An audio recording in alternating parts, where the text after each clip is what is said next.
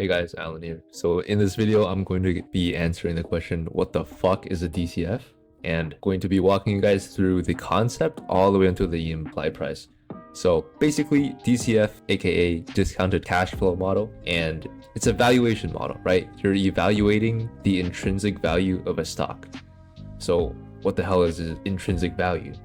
So these intrinsic value, it is the value of a stock purely based on its numbers. That means that the intrinsic value does not get affected by emotions or any just random market movements. So why is it so important to calculate intrinsic value? I mean, obviously the market gets moved by all of these emotions. You take the 2020 GameStop rally, right? GameStop went to $400, market cap 500 billion. That's fucking wild, right? GameStop was making what, like $1 billion a year? And then they were trading at like $500 billion in market cap. That just doesn't make sense. The only reason why GameStop ever got to this such high level was because of human emotions. I mean, obviously this is a very, very extreme case. I doubt that it would ever happen again. But even if you take regular market conditions, so we have this chart right here, ticker XOM. This is ExxonMobil, right? It's an energy company. It's also an oil company. We see here, this line, this will be the intrinsic value line. This is purely hypothetical, by the way. This isn't the actual intrinsic value line, but we're doing this in practice. So let's take this intrinsic value line. You have very little places where the intrinsic value actually crosses over to the stock price. Why? First of all, market conditions. People are either euphoric or depressed. And these differences can be measured in the gap from the actual intrinsic value to the traded price. So by looking at this chart, and if anyone has been following the market in around 2020, oil prices, they went negative. They went negative $70 a barrel. So logically, if you bought an oil barrel, they owe you money now, which makes no sense, right? But this made Exxon stock crash more than almost 50%. And this is where the power of a DCF comes in, right? You have the intrinsic value all the way up here, while the current traded value is down here, right? Oil prices, they're not going to be negative forever. That's physically not sustainable. But because the market was affected by these emotions and everyone was being depressed, panic selling, all the investors were fleeing, this was the perfect time to buy into the market. And if we use a DCF to calculate where the intrinsic price is, we can have almost like a double confirmation that stock price would go back up, back to its intrinsic value. Because eventually, over a long period of time, doesn't matter where this price is trading, it's always going to come down to this value. Once again, this is purely hypothetical. Like, this isn't the actual intrinsic value. I'm pretty sure it's like much higher like this. But yeah, that's purely hypothetical. Now, if we take a real life example, right? This doesn't have to apply to stocks. You can use this on, let's say, so you buy out a player, right? You got LeBron James, my GOAT. So these sports players, they sign contracts, right? These teams, so LeBron by the Lakers. Oh, hell no. Yeah, so you have these contracts, right? That these teams will give to potential players. And let's just take LeBron. We got LeBron. I don't know how much he's worth exactly, but let's say the Lakers bought him for $200 million. Now, how did they come to that price? Well, you can't just randomly put a price on a player, right? LeBron might be worth 200 mil, while some other dude only might be worth 150 mil. Why? Because this is what a DCF covers. It is their future cash flows all converted into one intrinsic value. So let's say if this is a 10-year contract that LeBron will be signing to the Lakers, right? Hell no, man. Every year, let's say LeBron makes the Lakers 50 mil, and then the next year, 70 mil, and it just continues on. And by the end of the projected year, LeBron, he's gonna make the team around like 230 mil. Oh, okay, the math is probably wrong here, but we can see that by the end of this cycle, LeBron, he's going to make them a lot of money, right? That's why it's worth it for him to be purchased out for $200 million. This is purely hypothetical. Once again, I am not indicating a market where we purchase people, but this is how these sports contracts are made, where they value these players by how much money they're going to generate through revenue year over year until the end of the contract. So end of the contract. And then they model it in a way where all of this money is summed up into one value back to the $200 million. So that is basically the concept of a DCF, where you're kind of valuing an item that produces cash flows, and you're kind of valuing all those future cash flows into the current price right now. And I'm going to talk about the inputs through all of these, number 2, 3, and 4, where I'm going to go through every step thoroughly. All right, so like I mentioned before, the DCF, we have a lot of inputs, which comes from step 2, step 3, and step 4. All of these inputs create an output that's the implied price, or what we would call the intrinsic value of a stock, right? This would just be the intrinsic value. So one of the main inputs into a DCF model, so think about it from a mathematical formula. You have to have this, add it onto this, add it onto this, and get this price. So one of the main components of a DCF model are its free cash flows. Now it sounds pretty self-explanatory, free cash flows. You're kind of saying what are the cash flows that you get out of the business, right? What is the physical cash that you're getting on hand before maybe accounting for any debt expenses? So this would be how you would calculate it, right? So if you would have EBIT, which is also called operating income, this would basically be your revenue minus all your operating expenses. You would apply a tax rate to it, and then you would get EBIT after taxes, right? And you would set this up in an Excel sheet, or how you would model anything. You would have to re-add cash flow from operations, excluding net income. I'm just gonna redo this. All right, so how you would actually set this up is, this is what a calculation for free cash flow looks like, and I'm gonna walk you guys through this, right? So EBIT, this is simply just operating income. On every single income statement, you will see revenue, operating expenses, and then you would get EBIT, which is also called operating income. So that would be your income after operations. You would apply a tax rate to it, and then this notepad value would just basically be EBIT after taxes. You can just test this out and see 112 billion has a tax rate of 16.4, comes down to 93 billion. So this is basically tax affected EBIT. So once you get this tax affected EBIT value, you will now have to re-add all of your cash flow from operations. All of these values, D&A, amortization, changes in OWC, long-term assets, long-term liabilities. These are basically the changes in the balance sheet, but you're really just reflecting them over to free cash flows.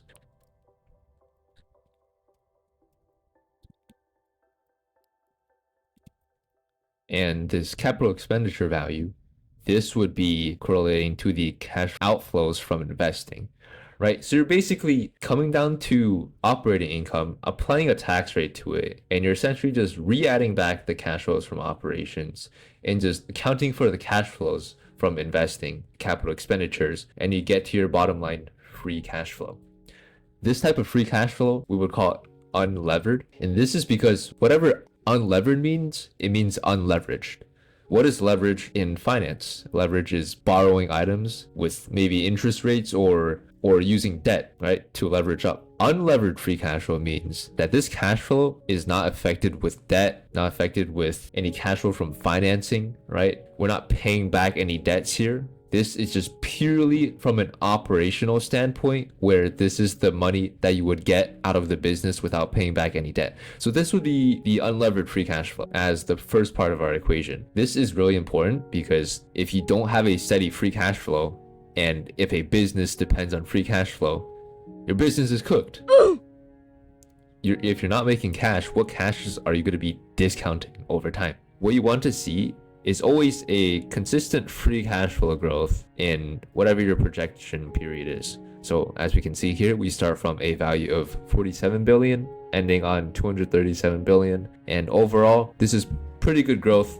And we just want to see some type of improvement in our free cash flows, because that is kind of what drives the price. And if we take the LeBron example again, right? Say LeBron, we bought him for, we signed him on a contract for 300 mil, but for some reason, after the first year that we got him, he started making less money. And over time, back to the present value, that would add up to maybe a loss, right? Maybe he's actually worth 250 mil rather than 300 mil. What the ideal contract would be an increase in free cash flows, right? We sign him for 300 mil, but in the future, we have a combined total value accounted for at the discount rate 600 mil. So he's actually worth 600 mil. We bought him for 300 mil. This is a 2x profit, and this would be how you would simulate it in maybe like a sports terminology, right? Because this can apply for sports as well. If you quite literally just remove everything here and just come down to free cash flow, right? This also works. Like it doesn't have to be in a business point of view where you have to take out all of his like cash flow from operations, none of that jargon. Quite literally just how much money is this person going to make me? And then combining all of this money accounted for the discount rate, which I would explain later. Is that worth an investment right now? So let's say that all of these values combined is 100 billion, right? So let's say all of these combined is 100 billion. What would be an attractive price to capture all of these, right? If the stock was trading at 50 billion market cap and it was projecting this type of cash flows, then the real intrinsic value would be the 100 billion, right? Rather, if the stock was at 200 billion, the real intrinsic value would actually be half of what it is. So this is basically maps the intrinsic value of the stock and whatever it's trading at, they're eventually going to come back down to this price. So that can really judge how good of an investment that you're making. All right, moving on to step number 3. We have the WACC. What the hell is the WACC? Well, it's the weighted average cost of capital, known as the discount rate. I will get more into this. Now, there are 2 ways to calculate it, although they are the same formula. Like, this is something I really don't like about Wall Street, where they overcomplicate these equations. Like what the fuck is this? You have like this, you don't want to see this, right? Like, some people might use this to flex on you. It's like, hey, I know this formula. But in reality, it's much simpler than this. So this is something that maybe conceptually it looks cool, but in an application point of view, shit is useless. You would never use this. What you would do is a much simpler version and use a formula like this. I'm going to break down the formula for you guys and really explain what the WACC is, right? So I want you guys to know that the WACC equals the discount rate. And what we're going to do is stop calling it the WACC and we're just going to call it the discount rate. What is the discount rate? This discount rate implies that future cash flows are less valuable than current cash flows. And we can use an example of this, right? So the stock market returns 10% every year. So if you have $100,000 portfolio and you're expecting next year, oh fuck, okay, this is a bad example. Bruh. You should restart. So as the discount rate implies that future cash flows are worth less than current cash flows, you can think about it from a very, very simple stance where, say you have $100 million to invest. $100 million, that's a lot of money. So you put that into the stock market. And when you put that into the stock market, make a 10% gain. So next year, you're going to make $110 million. That $110 million, you're not going to get until next year. You only have $100 million right now. So in reality, that $100 million you will get next year, it's only worth 100 mil, right? Because you haven't gotten it yet. You're expected to get it, but you haven't gotten it. So the present value of your money would actually just be 100 mil rather than 110 mil. Even if you're projecting the stock market to go up 10%, this is still the current value of your money. And this is the future value. So let's say if the stock, once again, the stock market goes up another 10% and you end up with 121 mil. 2 years down the line, you will have 121 million. But right now, your capital is still worth 100 mil. So this is the concept of why future cash flows are discounted back, mainly because the future value is worth less than the current value. So that is essentially the discount rate. And like the example before, where I said, every single year after my current year, the stock market would outperform everything by 10%. And in that case, that 10% would be the discount rate. Because every year I project my cash flows, I have to discount it back 10% to get back to my 100 mil. So that is going to be the discount rate. And what this equation really does is it calculates the discount rate for you. I'm going to make this as simple as possible. So let's first take these two values, right? Equity over debt, debt over capital. First of all, this is technically correct, but the way you should look at this is how much percent of your market cap is actually equity. You may say, oh, market cap is 100% equity because that's the stock. Like, no, you're going to have debt on your balance sheets. Some companies don't have debt. Most companies do have debt. So you're basically weighting how much debt there is against the market cap. So let's say that the market cap is 100 million, right? You have 10 mil in debt. You will now take that ratio and say, okay, so my market cap is 100 mil. I have 10 mil in debt. What that means is $10 million of my company or my company's market cap is debt, which means that this percent of debt would be 10%. While my percent of equity, it would be 90%, right? Logically speaking, if you have 10% debt, you'd have 90% equity. This is basically how I calculate these two values. So whenever you come across this, if you see equity at the top, just find the percentage of equity. And if you see debt at the top, find the percentage of debt. And it simplifies things to a much easier scale than saying equity over debt, debt over capital. Doesn't make sense. And then you have cost of equity. Now, what is cost of equity? It is the expected returns that you will receive if you invest in the stock, right? So if my stock right now is, if I'm stock that I'm analyzing is Apple, what is Apple's expected return year over year? Maybe they return around 7% year over year. If they return 7% year over year, that will be your cost of equity. Cost of equity would be the expected value, EV, that you would get if you invest into the equity of the stock. What is cost of debt?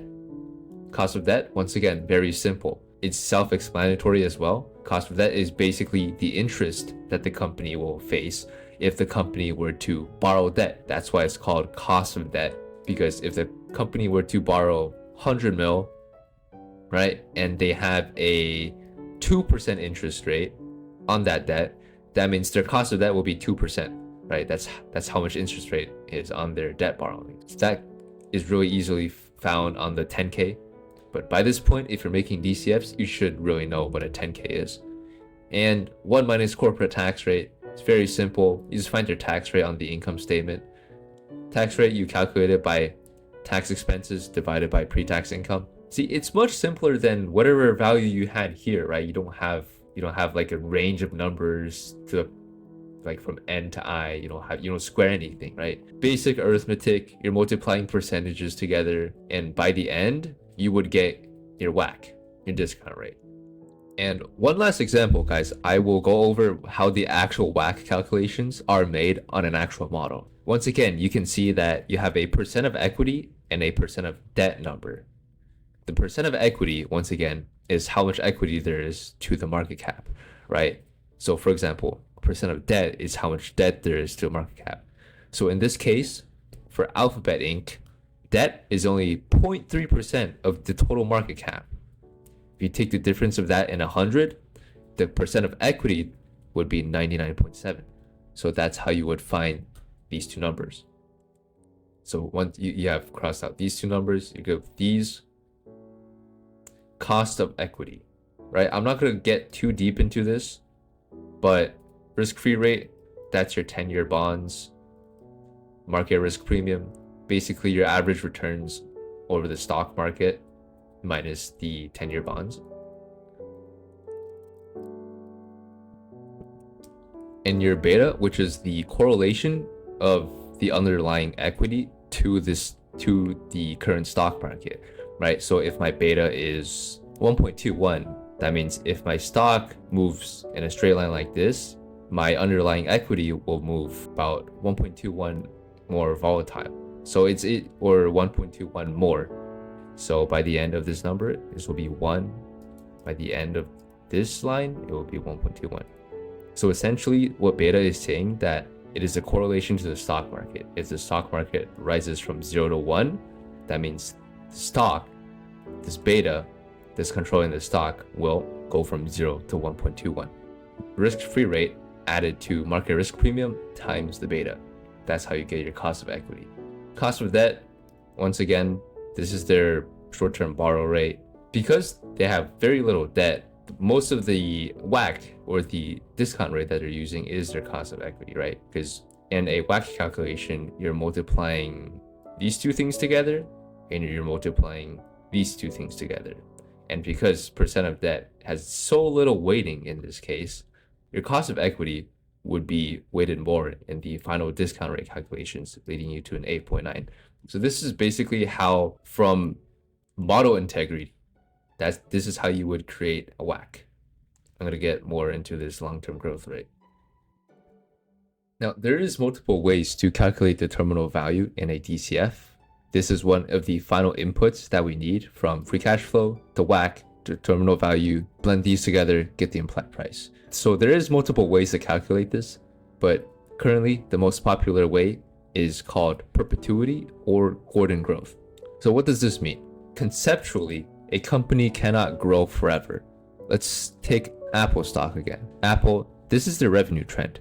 So they're growing really, really steep, right? Year over year, they're growing like 40%. Eventually, they run out of customers. Not because their business is bad, it's because they've explored into almost every single market and got every single potential customer.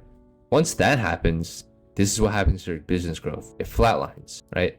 But rather than it flatlining like that, it becomes not a flatline, but just very, very slight increase from a flatline. This is called the terminal rate or the maturity value. So as the company gets mature, the only way that their stock grows is either by inflation or GDP growth. So once Apple has done its rapid expansion and finally hit every single customer possible, the only way that Apple is going to get more customers or have their revenues up is either have their revenues hit by inflation, increasing around the Fed's target of 2% a year. I just butchered that. So maybe around 2% a year that they're increasing just based on inflation or GDP growth. Population is growing every day, so the population growth can directly contribute to Apple's customer base. So maybe GDP would be 2.5% adjusted for inflation. So you would find that a terminal value used a maturity rate somewhere like this. So let's say Apple's revenues, they're growing 40% a year, and then suddenly they hit maturity. So they can only depend on these two drivers, 2 to 2.5%, and their growth curve becomes a lot like this. Now, what is the discounted cash flow? We're taking all of these future cash flows and discounting back to the present. So we take all of this info right here, we're discounting every single individual free cash flow back to the present value. That is the terminal value. And specifically, where does the terminal value lie? Terminal value lies here because this has hit maturity. So let's take a look at our entire equation now, right? We have free cash flows, we have WACC, and we have terminal value. And let's say that these, in this line, these are the years. So let's say year 1, year 2, year 3, year 4, and it keeps going. And say on the y-axis, we have the number value. So every year, our free cash flow is going up. Now, why is there free cash flow and terminal value? That's basically saying that until the stock reaches maturity, this would be its free cash flows, right? But anything beyond, all the way until year infinity, this would be its terminal value. So what you would do is take the free cash flows, the current projected free cash flows in this area, and you would add that to the terminal value. And I'm going to name it TV just for simplicity. So we have free cash flows plus terminal values. What we're doing inside of those values is applying the WACC to every single number, or WACC as in the discount rate. So these values, they're all future values, right? They're all projected, and we're trying to get them to current value. So what we got to do in these is we have year 1, year 2, year 3. we have to apply the WACC to every single one of them. Now, we're not just applying a flat discount rate across every year, because that just wouldn't make sense, right? Because at the end of our terminal value, we're quite literally implying that we're making infinite money. That makes zero sense. Because if we discount, like 10% from 100 trillion, why would the current value not be 100 trillion? Well, that's because the discount rate scales up the longer the time frame gets. So for example, right, you have year 1, year 2, year 3, and let's say your discount rate is 10%. So year 1, you would have 90% discount factor. So the present value of your future year 1s, you would have to discount it, multiply it by 90%. The next year, you would have to discount it by 81%. The next year, and it keeps on going on, you would have to discount it by 73%. Or 72.9%. So the discount rate is going to scale the longer in time frame as it goes until infinity. If you have, let's say, infinity and you're multiplying that with basically 0, then these infinite values don't even matter. It's just purely hypothetical. So you would have your free cash flow applied with the WACC. You would have your terminal value applied with the WACC. Say if years 4 to infinity, you would add these two together, and then you would finally get back to the current value or the current enterprise value of the company. I'm going to do a full run on everything on an actual modeling standpoint. Right now it's just purely conceptual. I'm just drawing these lines to help everyone get an understanding of what really is a DCF. So let's take a DCF model, for example, right? Our company that we're going to be using is Google. Google, they renamed themselves to Alphabet. And this is how someone would look through a DCF. All right, remember what was the 3 inputs to be put into a DCF? You have your free cash flows, you have your discount rate, and you have your terminal value. Now, let's look at the cash flow equation once again. You have your operating income, you apply taxes over that, you get a tax affected operating income. You reapply everything but the financing section in your cash flow statement, and this is your free cash flow value, your FCF. So here you would have your operating income. It would be affected by tax, so tax affected, and then here would be your tax affected operating income. You would then reapply, I just misspelled that horribly. You would reapply all your cash flow items right here. So CFFO, cash flow from operations, CFFI, cash flow from investing. This would be your free cash flow value. It's your final free cash flow value. Moving on to the WACC. Moving on to your WACC, you have your cost of equity multiplied by your percent of equity, your cost of debt multiplied by your percent of debt. With a blend of those two, you would get your WACC. Your WACC is your discount rate. And as you can see in the Excel formula, I'm basically adding cost of equity times percent of equity, adding that to cost of debt times percent debt, and you get the WACC. Long-term growth rate, 3%, because as I said, once the company hits maturity, it is either going to benchmark with 2 things, either GDP or the inflation rate. So using a blend of those, reached a value of 3. Now it comes to the DCF. It looks really complicated, but in reality, it's much simpler than you think. This would be the discount years. I'm just gonna, for simplicity's sake. So this comes down to the final DCF calculations, where we finally get to see what our share price is. So you have your discount year 1, 2, 3, 4, 5, all the way until 8. And you can see the discount factor. Discount rate is being applied, and if we're projecting 1 year out, then the cash flow from 1 year out would only be worth 91.8%, right? Because from our weighted average cost of capital. And it would continue down all the way to our last projected years, and you would get the sum of this. So you would get the sum of this, and these would be your present value of your cash flows. Once again, you still have not calculated terminal value yet. So how do you calculate terminal value? Well, this is actually a more complicated formula. I would just write it down just in case. So the terminal value would be the latest projected free cash flow multiplied by the 1 plus the growth rate divided by the WACC minus the growth rate. And this would be how you would calculate your terminal value. You apply that to the Excel formulas. Make sure to be very, very proficient with Excel if you're getting into making these DCFs. And I get this value, right? I apply it to my last year's discount factor. So now I have two values. I have my free cash flow value, I have my terminal value, and I applied my discount rate over all the cash flows in between those periods. I added them together, and as a result, I got an enterprise value.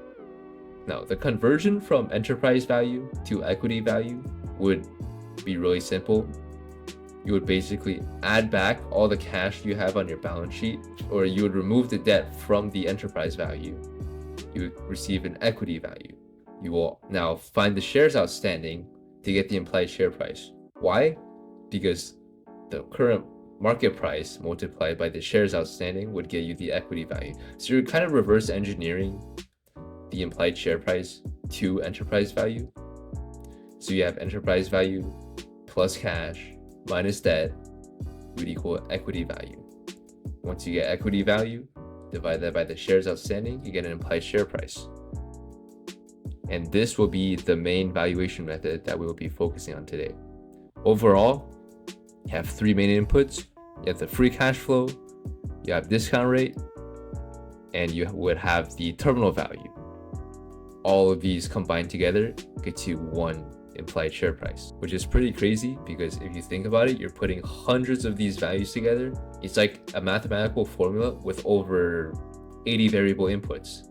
And in the end, you're getting an implied share price, which is the intrinsic value of a company. Right now, the intrinsic value of Google, according to my model, is $235.